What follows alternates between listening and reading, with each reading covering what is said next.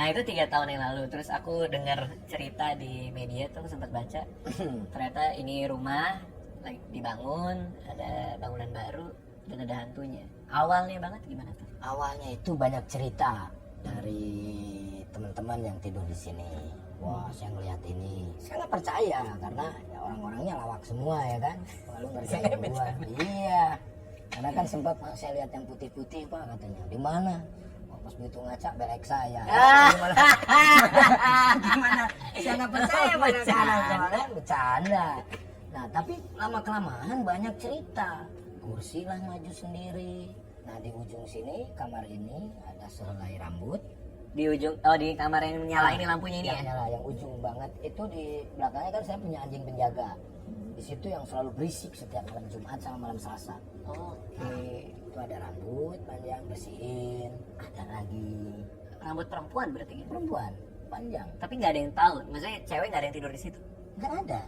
Pembantu cewek saya sengaja saya simpan sebelah situ supaya saya dekat. Oh. Nah, maksudnya dekat kalau mau minum dan yang lain-lain. Iya. Terlalu jauh. Iya. Ini udah beberapa bulan, wah terus-terusan sampai bingung. Ini rambut siapa? Nah, ini anak-anak nyanyi rambut siapa ini? Nah, saya penasaran dong. Tanyalah saya sama yang kompeten yang tahu ya tentang hal ini, Pak Ustadz lah. Akhirnya mereka terawang, ternyata di sini ada yang nyimpen katanya. Nyimpen tuh apa? Kuntilanak. Jadi disimpan ditanam di sini. Siapa yang mau nyimpen di kuntilanak? Maksudnya kan ada emas, ada Ya, apa? ya itu dia makanya kan.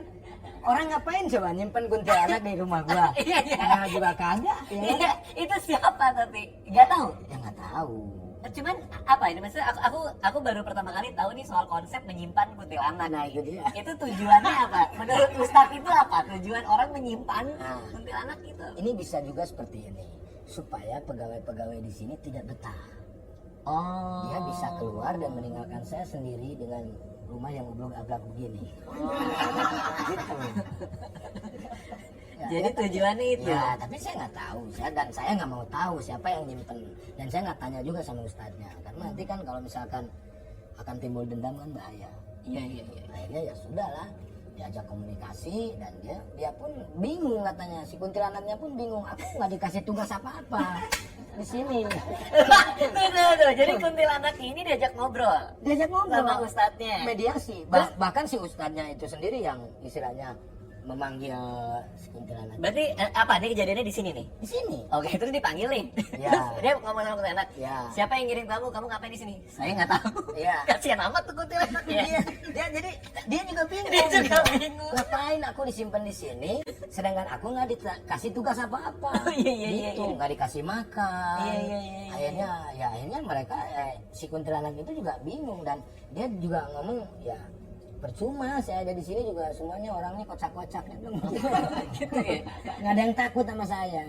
Oke. Tapi kalau urusan anjing emang benar anjing itu meninggal. Karena kalau anjing kan lebih sensitif pada hal yang gaib. Dia melihat. Jadi merasa keganggu, kayaknya dicekek deh tuh anjing sama saya. Sampai kuntilanak. Iya. Kuntilanaknya Itu cekek serius anjing. sumpah. Serius. 2 minggu dia nggak gonggong. Hah? Saya pikir lah dia kangen kayaknya sama gua gitu Iya, kan. iya. Terus sama si Delap bilang, Pak ini kayaknya sakit. Enggak, sakit di mana? Dia kangen. Udah 2 minggu, pas 2 minggu saya samperin, oh dia gonggong. Kaget kan, tuh kan gua bilang kangen gitu. Udah bawa ke dokter deh, takut sakit.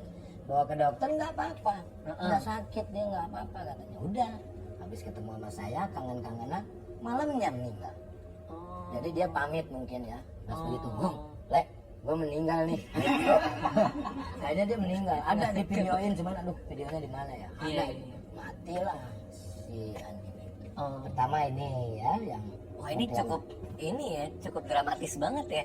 Ini pertama aja udah langsung urutannya tuh di kamar itu ada rambut, anjingnya gonggong, Ustadznya tahu ada kuntilanak, diajak ngobrol kuntilanaknya nggak tahu apa-apa, terus anjingnya mati, dibunuh kuntilanak. Bunuh kuntilanak. Bisa jadi film nih kalau malam ini. Iya. Gitu. Oke, itu udah nih. Ini satu nih kejadian ini. Satu. Oke, Kalau untuk yang lain-lain ya hal-hal yang lain mereka sering nemuin ya. Cuman kalau saya sih nggak percaya kalau saya nggak lihat langsung pada waktu itu. Nggak, gua nggak percaya.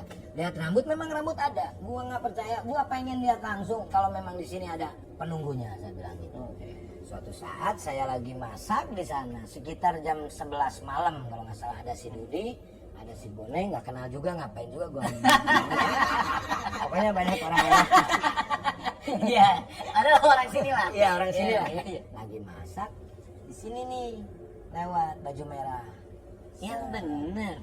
Itu Kang Sule ngeliat sendiri. Saya yang lihat. Disitulah baru saya percaya kalau di sini banyak goibnya. Nggak, baju merah itu apa? Baju yang Baju terbang merah atau aja. ada orangnya Nggak juga? ada, nggak ada kepalanya. Jadi cuma baju merah gitu. Kayak badan itu, kepalanya nggak ada. Jadi kayak pendek, saya kirain si Tini mana ada masih tidur. Saya lihat di baju merah tuh saya tanya sama yang lain, nggak ada yang lihat. Yang lihat cuma si Dudi. Jadi ada dua orang Ada yang lihat dua. Kang Sule sama. Dai, lu lihat orang nggak? Tadi lewat baju merah. Lihat katanya. Ke ujung sana, kejar. Takutnya orang. Hilang, nggak ada. Penasaran juga kan? Iya, Tanya iya. lagi sama Ustaz. Ini ustadz yang sama. Ustaz yang sama. Oke. Ustaz yang sama. Karena saya kenal. Dia juga bilang baju merah juga nggak tahu kenapa di sini. Nah kalau itu katanya penunggu di sini pas tengah-tengah kolam renang ini. Jadi ceritanya dia itu diperkosa sama 5 orang, gitu. Nah di situ dia katanya dibunuh, ditebas kepalanya. Nah kenapa dia ngeliatin ke saya terus? Dia minta tolong sama saya, tolong kembalikan kepala saya. Saya bingung, kepala mana yang harus dikembalikan, ya kan? Akhirnya komunikasilah sama si Pak Ustadz itu, ya ini minta disempurnain. Terus saya harus gimana Pak? Ya udah bikin tahlilan selama 7 hari 7 malam. Akhirnya bikinlah tahlilan dan yang lain-lain. Nah disitulah setelah itu saya nggak lihat lagi dia seliweran di mana-mana. Oke, jadi tahlilan tuh bukan untuk ngembaliin kepala ya, tapi ya maksudnya untuk membuat dia tenang. Menyempurnakan. Oh, Untuk kembali kepalanya atau tidak ya itu urusan dia. Orang kita Iya, nggak iya. lihat juga. Iya, iya, iya. Oke, itu satu kejadian, terus Kang Sule sempat ragu, beneran nggak sih ternyata ngeliat dengan mata kepala Dengan sendiri? mata kepala sendiri. Kalau harus sumpah saya berani sumpah. Saya lihat. Oke. Cuman saya pada waktu itu nggak merinding pada waktu itu. Biasa. Cuman setelah hilangnya, pas begitu dilihat, saya kan pikir Tini ini. Pas begitu hilang baru merinding. Berarti itu setan yang tadi. Dan Iya. saya bersyukur bisa ketemu setan di tahun 2018 pada waktu itu. Itu pengalaman, Sebelumnya. pengalaman pertama ya. Pengalaman pertama. Sebelumnya saya belum pernah yang seperti itu. Terus ada gangguan apa? Ada suara kah yang orang dengar atau? Kalau untuk suara sih sering ya. Kalau suara bahkan saya kalau lagi tidur ada yang manggil gitu kan. Nah, saya pikir anak-anak bercanda. Tapi pas begitu anak-anak pulang itu masih ada suaranya. Berarti bukan anak-anak. Iya, iya, iya. Anak-anak saya tidur. Nah, tapi saya udah nggak hirauin. Saya udah kebal. Hmm. Udah biasa, udah udah saya aja.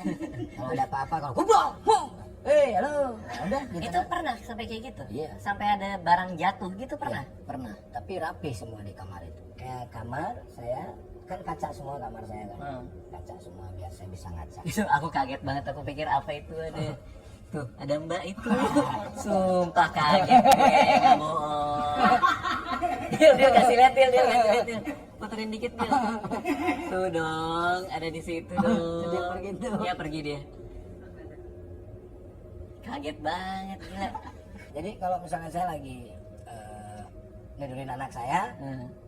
tiba-tiba lagi dengerin musik gitu pelanin gitu. Terus di kaca tuh ada yang lewat Sekelebat. selebat gitu.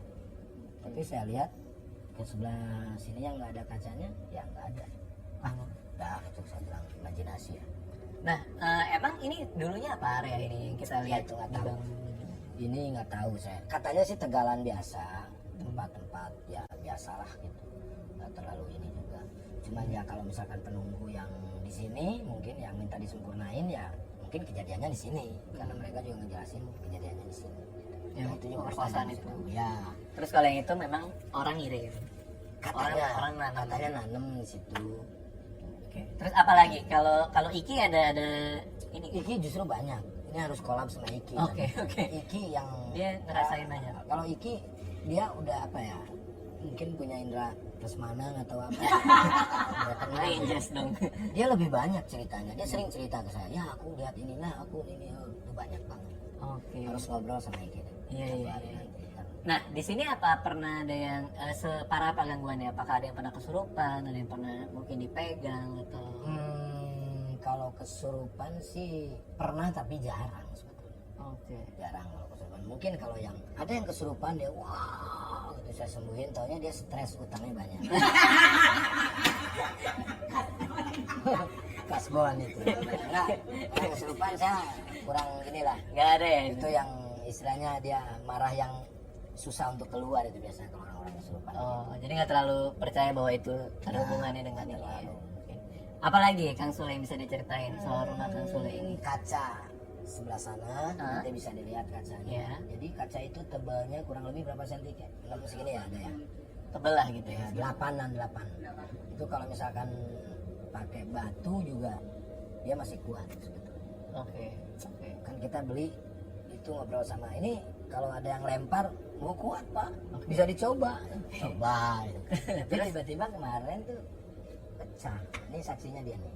Pecah sendiri? Itu nggak ada yang lempar, nggak ada yang apa, tiba-tiba pecah prang gitu? Ya, jadi retak itu.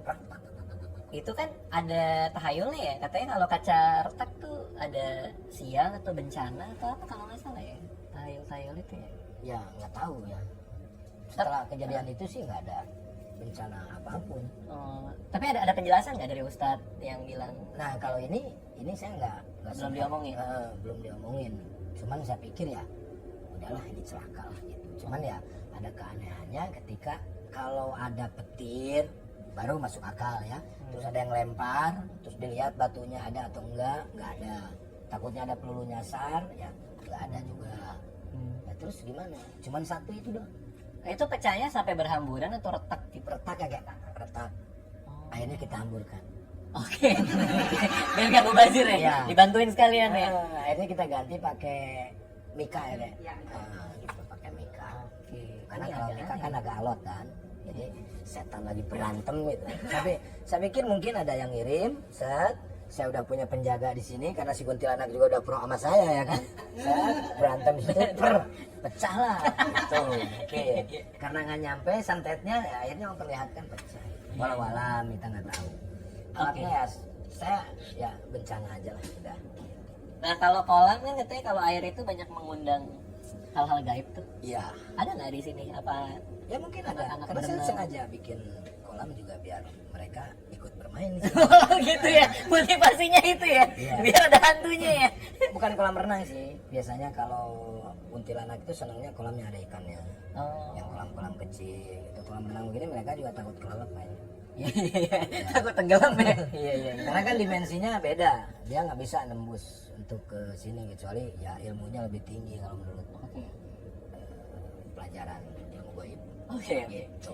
Oke, tadi ada kuntilanak, hantu baju merah, kaca retak, apa lagi Kang Sule di rumah ini? Di kantor ini sering yang lihat. Apa? Penampakannya apa? Nggak ada penampakan itu kursi maju aja. Yang bener. Iya. Kursi maju sendiri gitu. Maju sendiri. Iya. Cuman pegawai saya mikirnya wah ini broadcast nih kayaknya untuk main film gitu. Mau casting. Oke, terus apa lagi Kang Sule? Ya kalau cerita-cerita dari teman-teman sih banyak, kayak yang baju merah juga sering ganggu di sini. Terus si Boneng lagi tiduran dilangkahin tuh kan. Yang baju merah itu dilangkahin terus ganggu. Selama sebelum disempurnakan ganggu. Nah setelah disempurnakan ya alhamdulillah sekarang Udah mulai tenang. Udah mulai tenang. Oke, jadi runutannya itu Kang Sule bikin area ini nih baru kan. Setelah ini dibikin ada gangguan-gangguan. Termasuk salah satu yang paling parah itu hantu baju merah yang lewat. Betul. Terus akhirnya dibikin tahlilan, didoakan supaya disempurnakan. Dan alhamdulillah sekarang Udah nggak lihat lagi saya. semua Bahkan saya kangen.